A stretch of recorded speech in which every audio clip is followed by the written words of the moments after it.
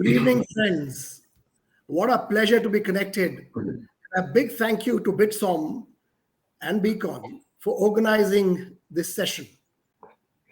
I'm really delighted to have two very close friends, Nitin and Professor Dutta, to be a part of this discussion today.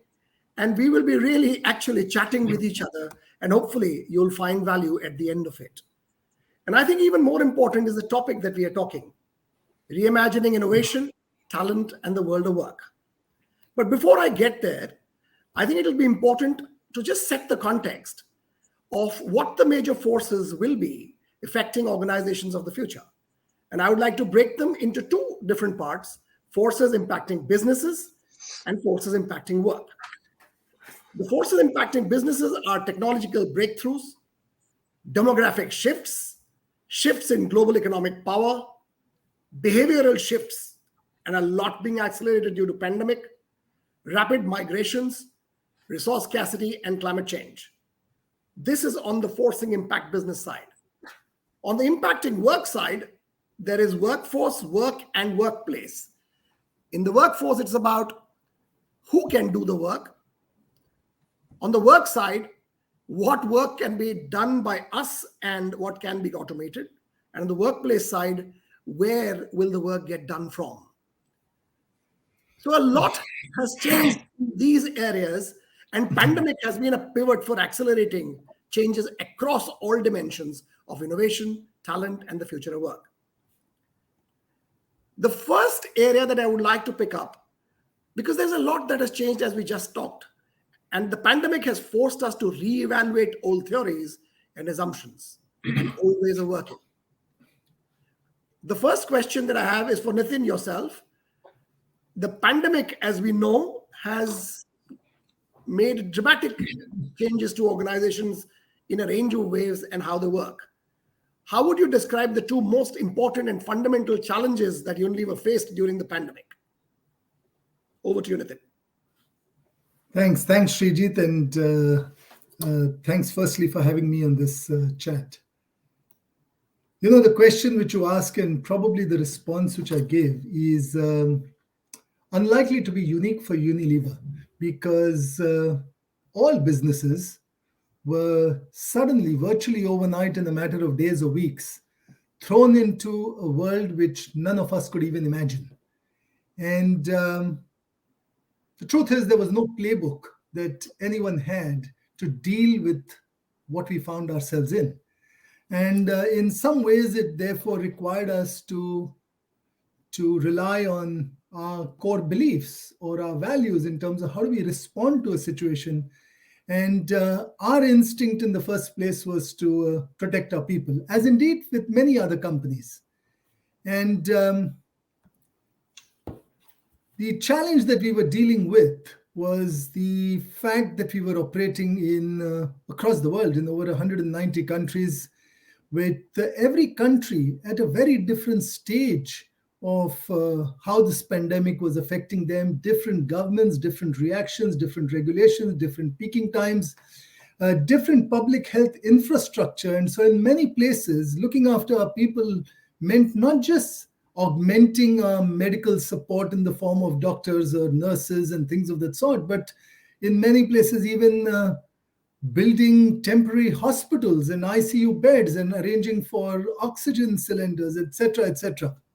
So that was really the first challenge, but it quickly moved from there. And the other thing that everyone had to deal with was how do you ensure business continuity?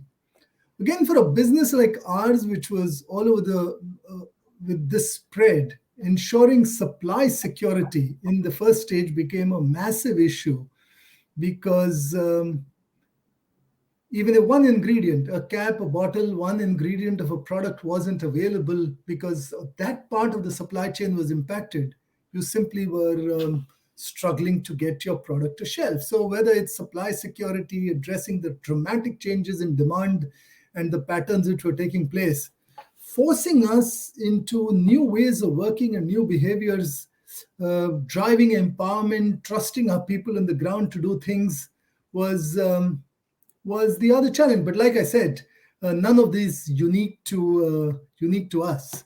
All I can say is that there's a lot that we learned out of this in terms of agility, in terms of speed of decision making. And the one thought that is left behind is that even as we hopefully get out of this pandemic and start embracing it as the new normal, how do you retain some of the unintended benefits that we saw during the pandemic after we get into this normal? So that really would be my thought. And maybe if I leave you with just one other thought, which I feel all businesses will have to grapple with and deal with well after the pandemic is over. It relates to what I think has the relationship between the employee and the employer has probably changed more than any other relationship, with the employees now seeking and demanding flexibility, choice, meaning through a different form of a reassessment that they've gone through. And I think all organizations will have to find answers to deal with this fact in the times to come. No, thank you, Nitin. I think it's perfect. Protecting people, supply chain security, embracing the new normal, and not losing speed, agility, and unintended benefits. And the relationship between employee and employer, we'll talk about it in the future. Soumitra, to you now. Given that you have, you've been a thought leader and you interact with a range of senior practice leaders across the world, during this pandemic, I'm sure there were lots of key real-world challenges that surfaced in the conversations that you had with senior business leaders. And I just wanted to understand, in your mind, how did you see any of these new challenges impacting the way firms innovate into the future? Over to you, Sean. Yeah, so thank you very much, Shrijeet. And as Nitin mentioned, it's a pleasure to be part of this panel today. I'm also pleased because this is my sort of first formal interaction at BITSoM, and I see many students whom I'll be teaching in a few days' time, literally in a few next month. So I look forward to interacting with them in a classroom setting also. So the pandemic has been a global disruption that few imagined. We always read about it, and people spoke about it. Some people spoke about it, but it wasn't really a reality for most organizations, for most leaders. And of course, when the pandemic came with the intensity that it has hit us with, it's almost more than 2 years now. People have had time to reflect and also to rethink many aspects of business, of leadership, and so on. I'm the chair of one organization called the Global Business School Network. It's a network of about 120 leading business schools around the world. And as the chair of the organization, we said, okay, let's actually try to understand, what do leaders today, leaders in business schools, leaders in businesses, feel about the world, how it is changing as a result of COVID. And so we interviewed around 25 business leaders around the world. Some were deans of business schools, some were CEOs of large organizations. And we collated the views in a book called The World After COVID. So the book World After COVID has a number of interesting insights from the leaders primarily. But what struck, I think, me personally as I listened to the leaders was, first of all, there was a certain different style of leadership emerging. A lot of the leadership that we see in organizations has primarily been around productivity, around economic goals, and about how to motivate people, retain people to achieve the economic goals of the company, to be competitive and succeed on the marketplace. And I think what the pandemic has done is it has put the human side of the whole equation to the forefront. And many of the leaders told us is that they have had to, or they were forced to, in fact, reflect on the leadership style. And they said that they felt that a more humane leadership is what is called for in the future, and what the pandemic really forced them to reflect on. And being humane is not just in terms of understanding people's needs, but it's also being much more sensitive to the psychological safety needs of people, to the kind of emotional stresses that they might be going through in organizations, reflecting on the totality of the situation they face both at home and in the office. Also, very much thinking very carefully about, as leaders themselves, their own mental emotional state, because if you're not healthy mentally, emotionally, physically yourself as a leader, you can't really help people around you. You can't provide credible leadership around you. So a lot of leaders actually told us about how they struggled sometimes, how they to rethink their own leadership and their own health in order to be a lead others inside the organization, provide the kind of safety and sort of psychological space for others to be able to navigate that future. So I think the humane leadership element is something that came up very strongly in the comments.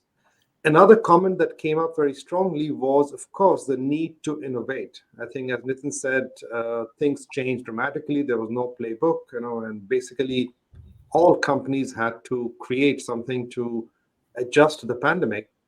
But now, as the pandemic sort of shows signs of receding, the interesting question is, what do we do? Where do we go? And I'll give you a real example of this. If you think about, let's say, the impact of any technology shift in organizations, you have typically three orders of magnitude of sort of three different dimensions of impact. The first dimension is simple substitution. You substitute the old by the new. So let's say you have cars, you substitute horse carriages by cars. The second order of impact is diffusion. Usually the new technology, cheaper, better, easier, more convenient, and so people start using it more and more. Like, for example, remote working right now. Okay, substituted office work by remote work, and remote work is sometimes easier, convenient, more flexible. People actually like to use it more and more.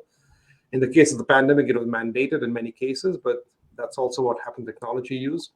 And the third order of impact is the most important one, which is transformation. When people start discovering new ways of living and working because the technology actually is so widespread and is so widely used.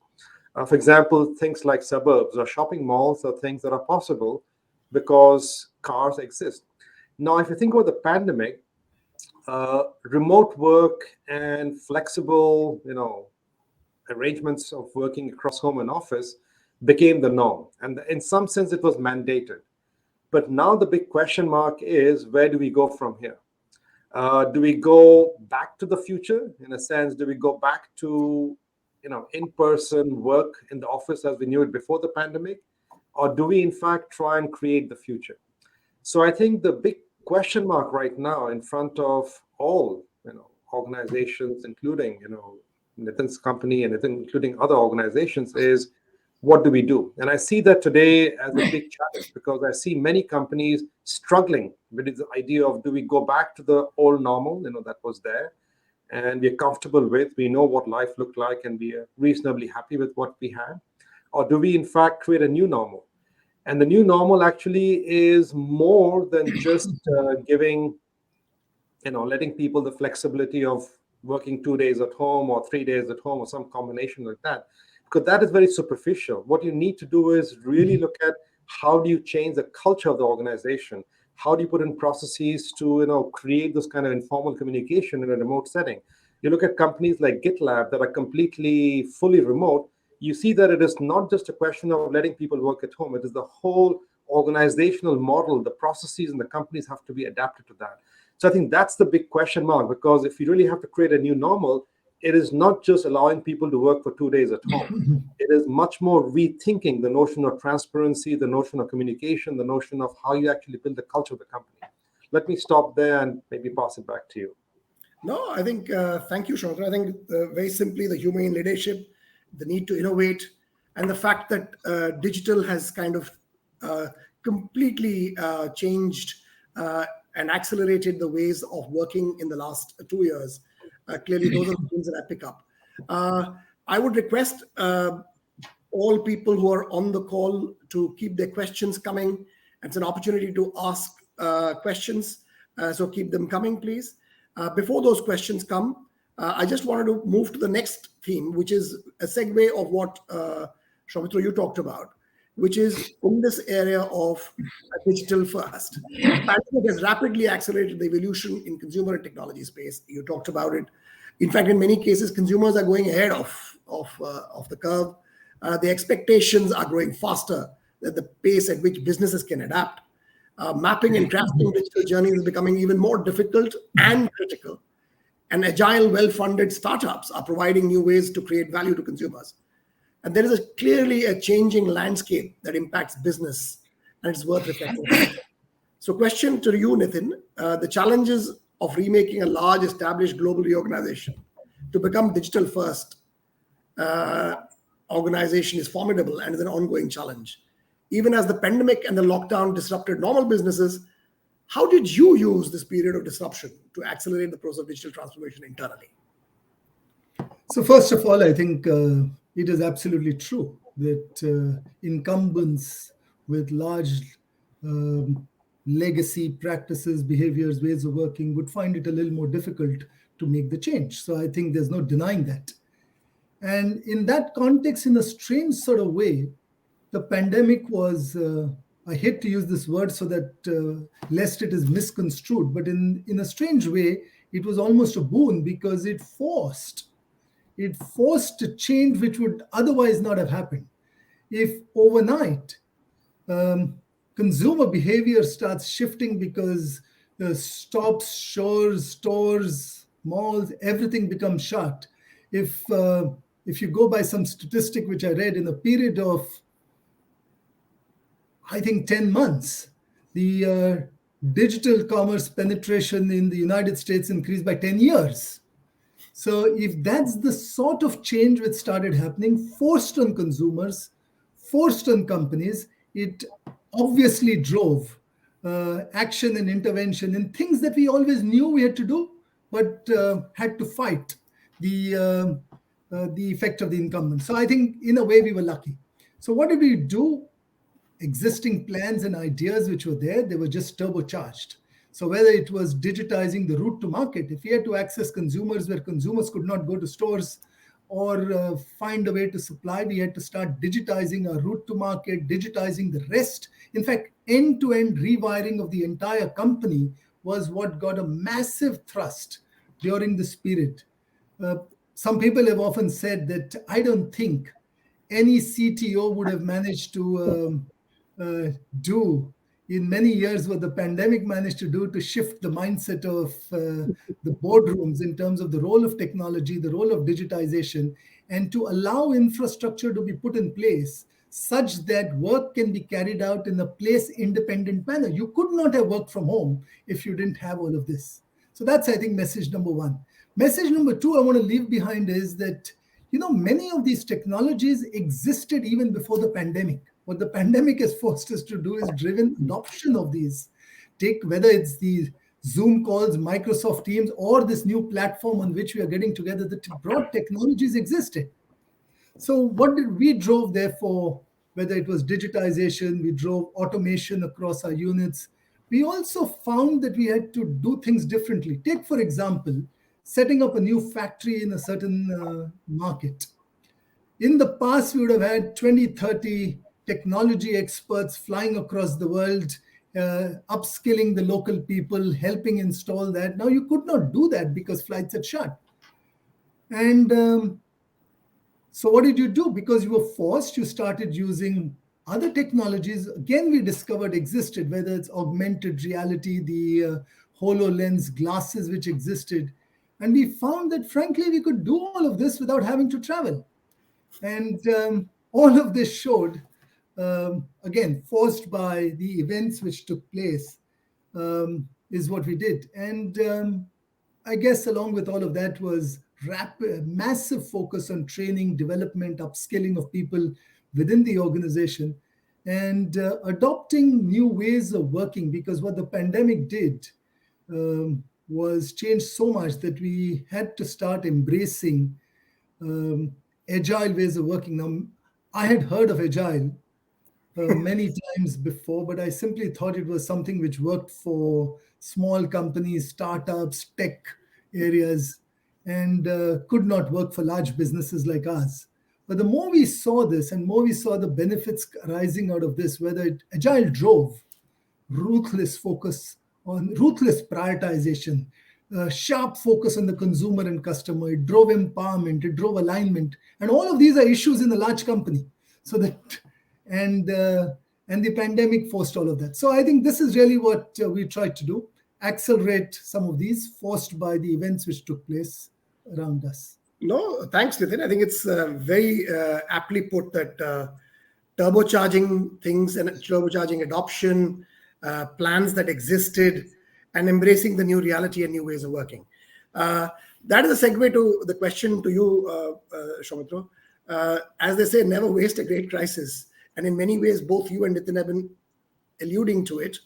What have you observed from your research and conversations about the way of organizations, whether they are big or small? How have they adapted and learned to be more future ready?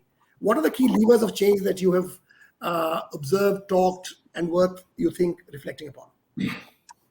No, I actually, Nitin's comments were excellent because they reflect how a large global organization has successfully actually met this challenge.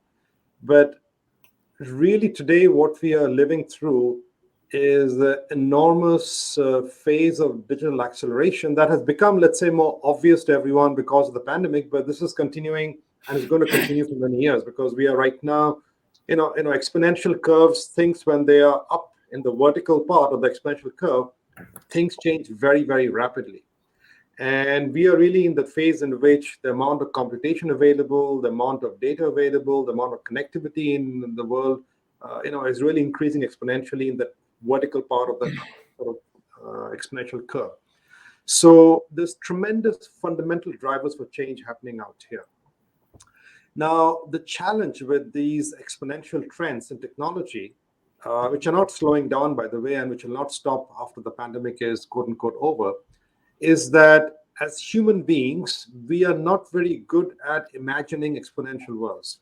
Okay, this is the reality of, if you look at human psychology, look at decision biases, there are lots of actual, innate reasons why human beings, we are more comfortable in linear worlds. We can actually imagine linear worlds and imagine linear scenarios, but we have some fundamental limitations in imagining exponential worlds.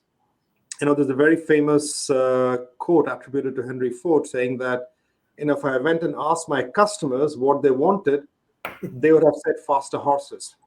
Okay?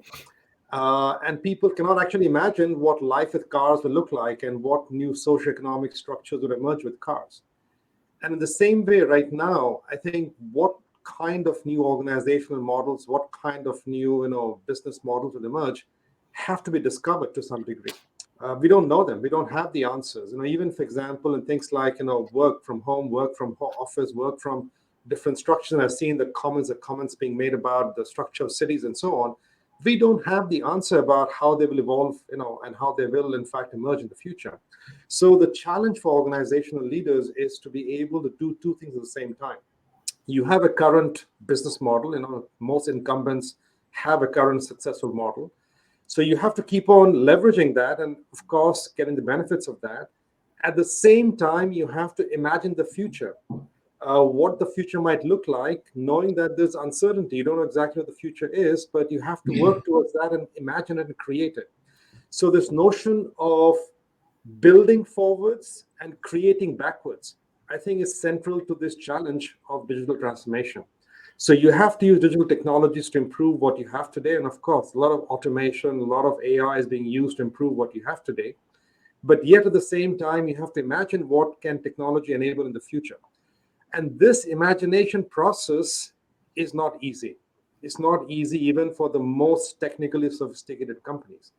And today, if you look at the general approach towards how do you build the future, I would say, there are two sort of organizational approaches that can be taken.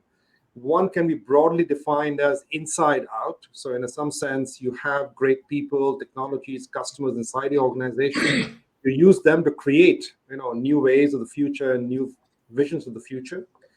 Other approach is outside in. So you actually look outside the organization, you see what are interesting new ideas, startups happening around the world, and you bring them in, you partner with them, you acquire them, you have different kind of strategies out here. if you look today at what is the of course, companies do both. Companies do both inside out and outside in.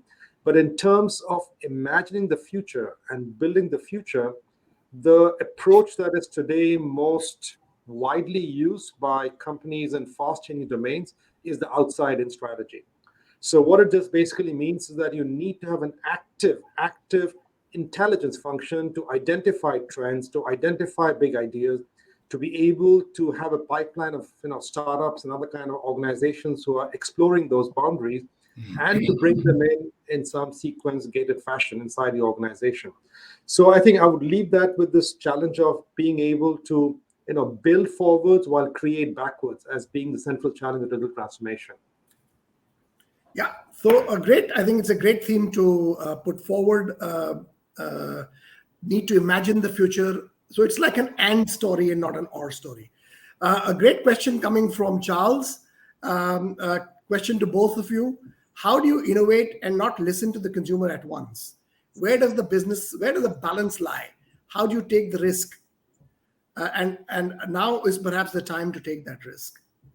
Any one of you can take this question. Soumitra, do you want to go? My comments on that is you have to, of course, listen to the customer. There's no question about it. But there's also a power of wandering. If you look at, for example, another example, Amazon, huge hit products from Amazon, like even Amazon Web Services, or like Alexa, no one ever asked for it. The customers were not asking for Amazon Web Services. The customers are not asking for Alexa. What Amazon did, of course, is it has both aspects to it. Of course, has a very strong obsession on customers and trying to satisfy customers. At the same time, it has a very strong culture of wandering, of exploring, of having builders, and of course, bringing in new ideas from the outside. So I think it's this combination, and you have to be able to do both. It's, as Shrijeet mentioned, it's not a question of either or, it's a question of and, but to be able to listen to new customer segments, you may have to actually go outside your traditional boundaries and look at new customer segments, or just present sometimes interesting ideas to customers who cannot imagine the exponential futures very well, effectively. Yeah. Nitin, anything else that you would like to add? I think I just narrate an incident which says, of course, you should listen to your consumers and customers, but you should listen to it with care and not blindly do what you hear. And the best example I can think of is a story I read. I've never worked for the company, so I wouldn't know, but a story I read about McDonald's. If every survey they carried out about with their consumers as to what more would you like McDonald's to do, people would come back and say, oh, expand the assortment, the range, the menu. I'd also like this, I'd also like that, etc., etc. And they would listen to it every time and tear it up and throw it away. Why?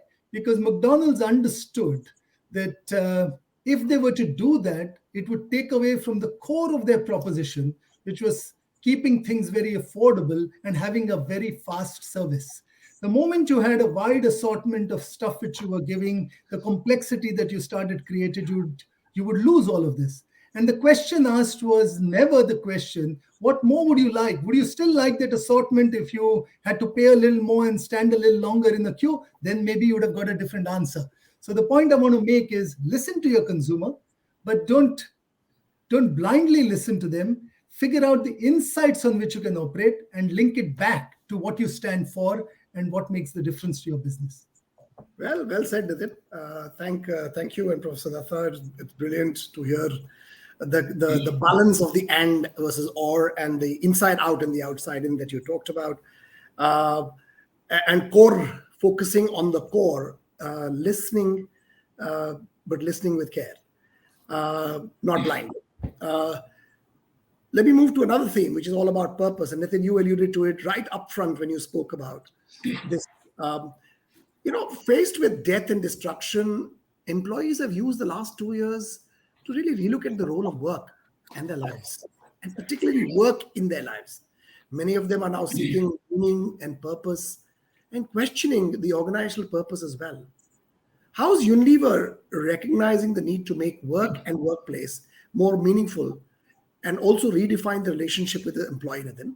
And what are the new employment models that Unilever is looking at to stay relevant in the future for talent?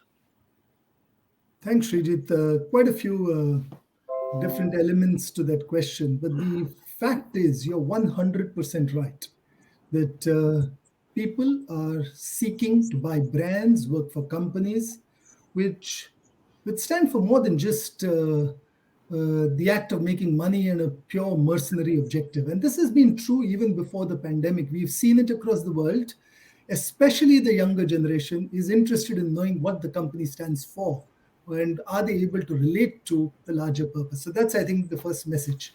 Ever since Unilever called out its purpose more explicitly 10 years ago, and we called out a Unilever Sustainable Living Plan, we've been positively surprised at what it has done to our attractiveness to talent. To give you a sense, our followership on LinkedIn has gone up 7 times in a period of 5 years.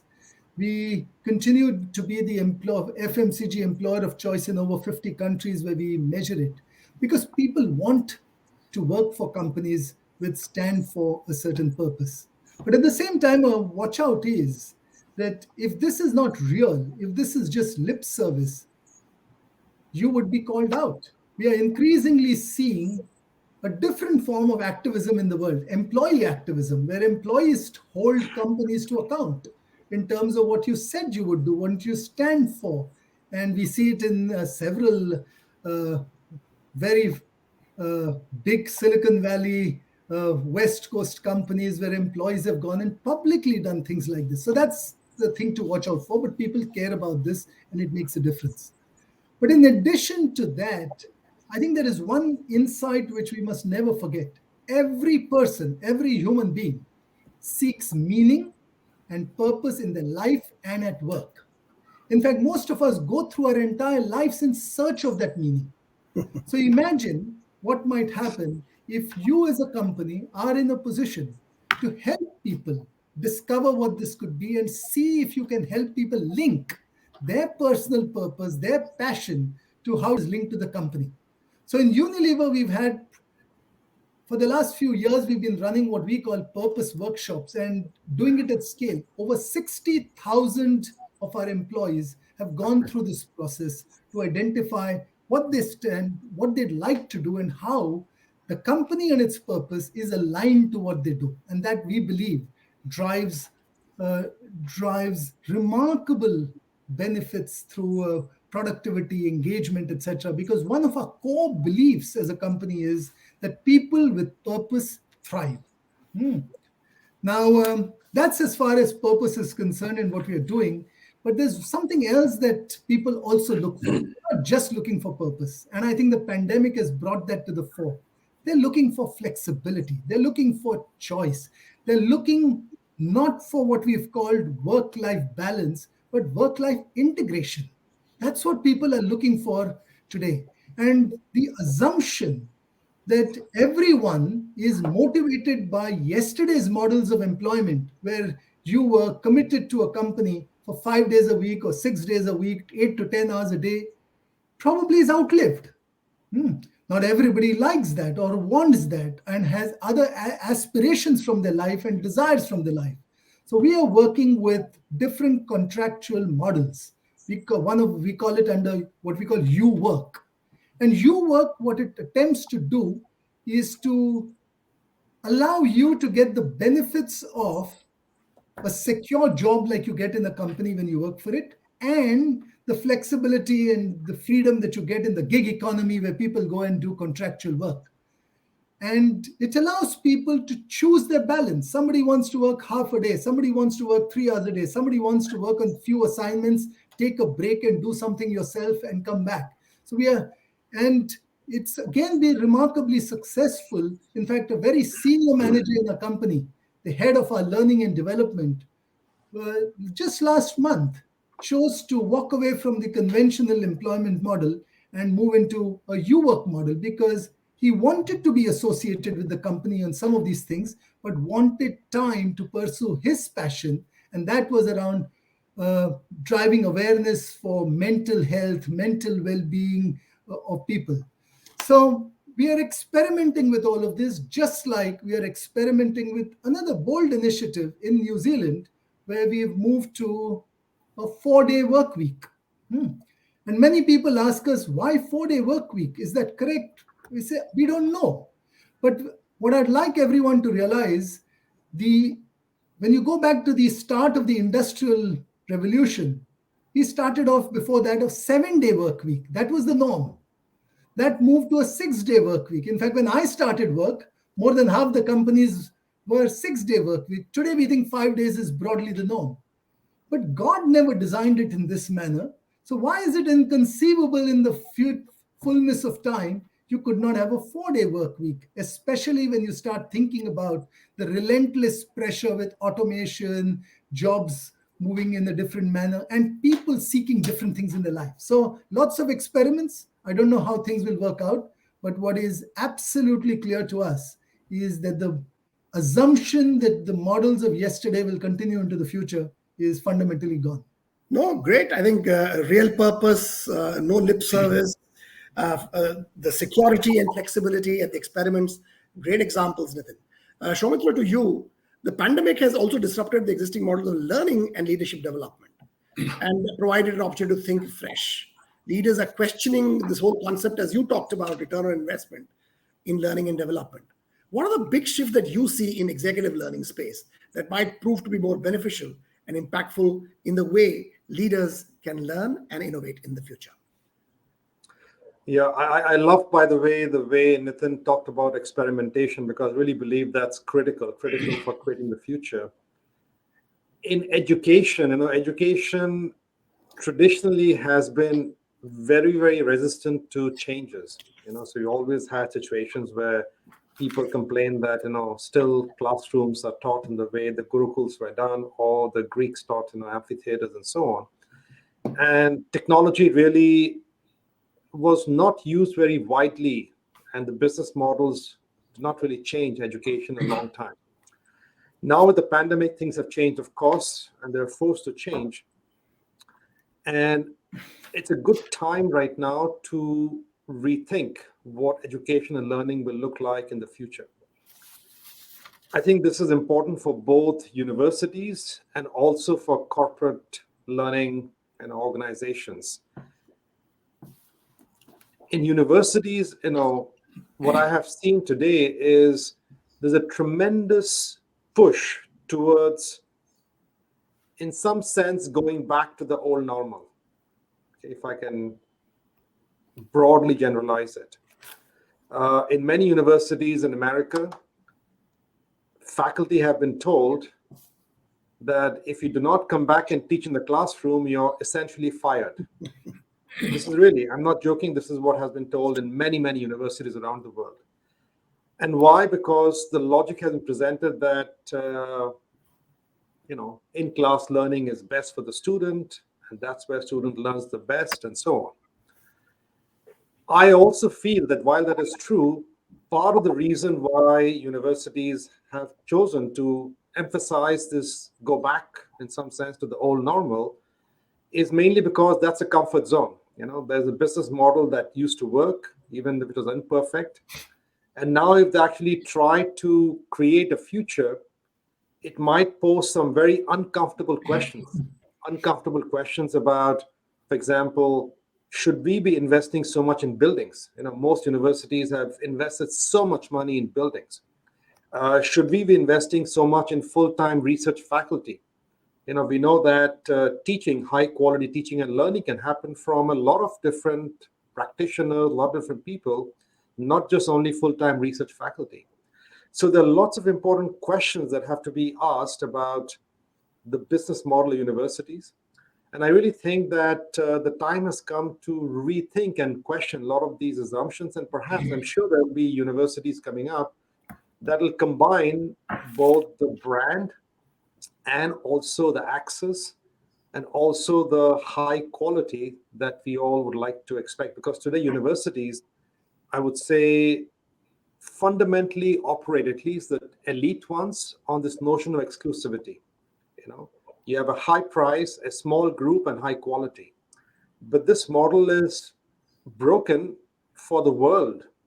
In the world, if you look at the SDG goals in education, we need to be so much more inclusive, so much more, we need high quality for many more thousands and millions of students as opposed to a few. I would say in corporations, it is a very similar story. I think the notion of corporate learning has to evolve. I think corporations are in a much better place to innovate in many ways. So I think they're much more flexible, they're much more agile, the education is much more closer to the practice. And I do see many companies now moving towards more flexible, more business applied learning models. I do think there's a need for more collaboration between corporations and universities in the learning space. I do think governments can also play an important role out here. In some countries, like, for example, Singapore and others, the governments have come up with innovative plans that said, okay, look, every year, every citizen will get $1,000. And then you basically decide how you want to use that $1,000 to learn anything. Whether you want to learn calligraphy, whether you want to learn data science, that's your choice. But the whole focus is a mindset of learning. So how do you create this mindset of learning in society at large and executives, I think is an important question and challenge for us. And we need a collaboration and change from all the three stakeholders, the government, corporations, and of course, universities. Thanks, Soumitra. It was very clear that you talked about partnerships coming through and back to basics. On the theme of talent transformation, we know that digital skill sets will dominate the future workforce, blurring industry lines. However, there is a mad scramble to find this elusive tech talent that is required. So in many ways, preparing and getting and mingling the two is going to be in the future. Question for you, Nitin. How much of a challenge does this create in attracting and retaining talent? The definition of talent itself will start beginning to have people who are internal, external, gig, crowdsourced, startups. How do you see this as a challenge, and how do you see this? It is a challenge, but before we get in, just wanting to be sure whether we have the time or just... we have the time. We have the time. 2 more minutes. So we can be quick on this, yeah. So, yes, it is. No question about it. I think this is a scarce talent.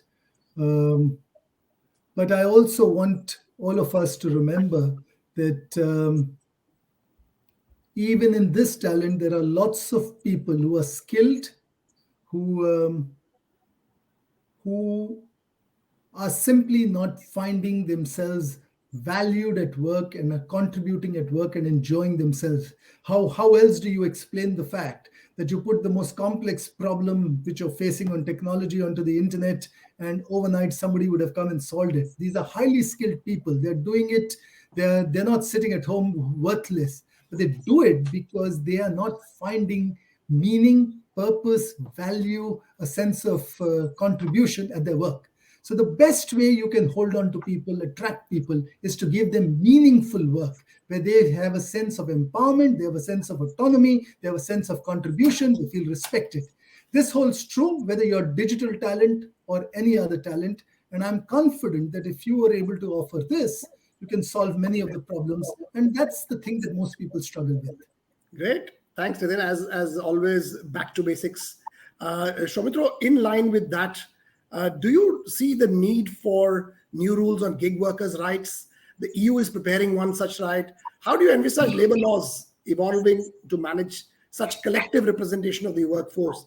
Gig, full-time, freelancers, crowdsourced, part-time, especially in a country like India? Yeah. So I think regulations play a very important role. And as we all know, regulations is lagging behind technology progress. Technology is progressing at a much faster rate than what regulation is able to keep up. But certainly talking about gig workers and employee rights in the workplace, you need more regulation, but regulation can only go a certain way. As you have more AI and algorithm-based approaches to hiring people, to monitoring people, to rewarding people, to penalizing for performance, I think the role of regulation and how people's rights are protected becomes very important. And we are entering in a world where AI is going to play an increasingly bigger and bigger role. And how do you actually enforce and sort of keep that people agency, human agency in the loop, some kind of human control on the process becomes a very important challenge.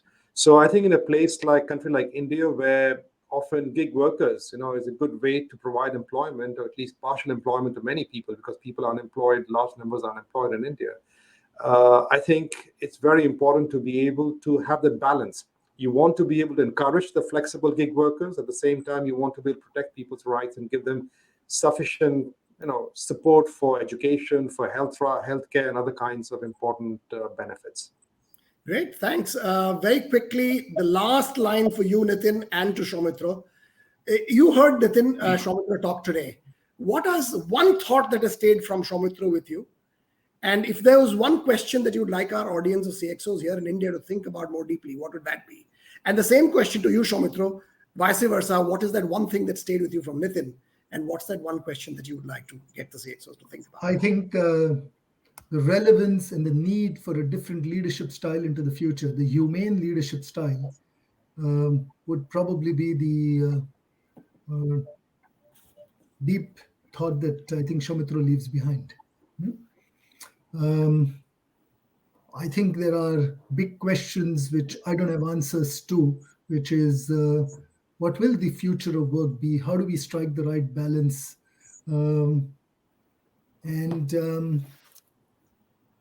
Any thoughts and ideas in this very changed expectations that employees have and society has of business and how business deals with it would be delighted to hear any thoughts on that.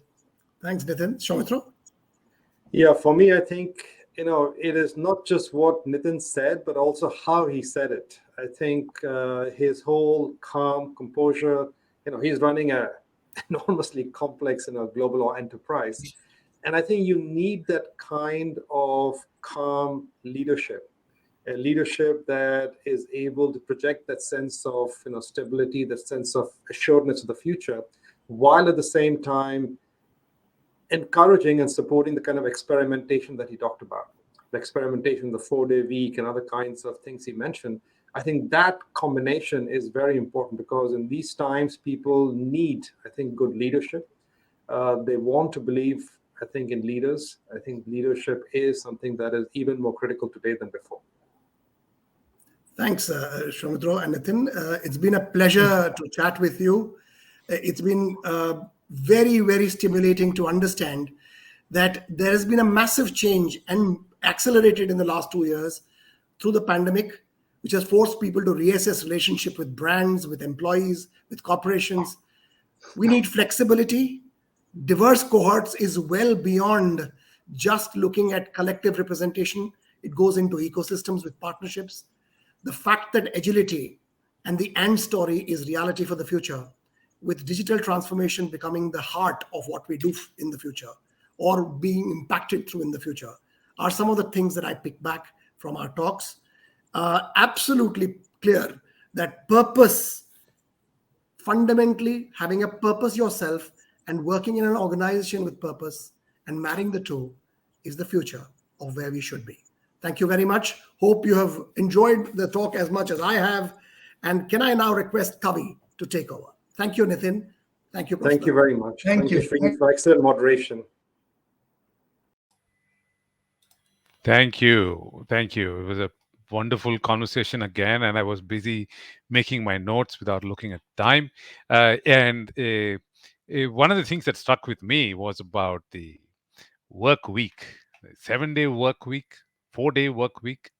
Well, I think in that, the question of what a week means has changed, and the question of what a day has changed. And most importantly, what does work mean in our present times and future times? They are changing. And that's something that we have to look at and examine. May I request Santosh's graphic on screen, please, so that all of us can take a quick look at all that's been in conversation. So if you're new, please click on the icon to expand it. And of course, this is going to be available for you for future reference. And as you just look at it, and examine it from many dimensions, and just to look at it to rekindle memory. And as we are at it, we also will have the pleasure of two new students with us, along with Avantika. Avantika is a visiting faculty at BITSoM, who's also going to join us for a brief conversation before we head to the next session, which is also very, very, very interesting. So, as we have can we have the two students on stage, please? And as they come on, I would request you to please remember to keep the chat going. I saw some fantastic chat happening there, and I thought we'll spend some time with it, but let's see how much time we have. And so I'm going to pass it on to the two new bright students that we have out here. So for the two of you to first go, and then for Avantika, may I please request you to introduce yourself in just a quick line? And as soon as you've done that, talk about one thing that stayed back, just one thing, one quick, sharp thing that stayed back for you from this second conversation. Over to you, folks. Yeah, hi, Kavi. This is Guru Charan, and I'm a student in BITSoM's founding class, prior to which I had experience as a digital strategist in the healthcare sector, and it's an absolute pleasure being here. The one main takeaway I would say is a cohesive storyline, starting from Nitin, who said Unilever was forced into a situation where there was no playbook, and organizations in the future should be prepared, especially organizations on a global level. They can't even invent a playbook, and they should be prepared for situations where there were no prior references, as well as building forward and creating backwards. Because the assumptions that the old model will help is gone is, I think, a major takeaway for me from this. Thank you, Guru. Priya. Good evening, everyone. I'm Priya. I'm a computer science engineer graduate and currently a student at the founding class of BITSoM. My one key takeaway would be that in unprecedented times, the solution to your problems might be around you, and you just have to be cognizant of them, pick them up, apply them quickly, and be agile at it. And also have your core beliefs and values right. Because if a company like HUL with legacy systems as old as 100 years could just work their way through the pandemic because of their core beliefs, then that can make a lot of difference. Thank you, Priya. Avantika, welcome. Thanks so much. Thank you, Kavi. And it was such a fascinating discussion. And students, thank you so much for sharing your thoughts as well.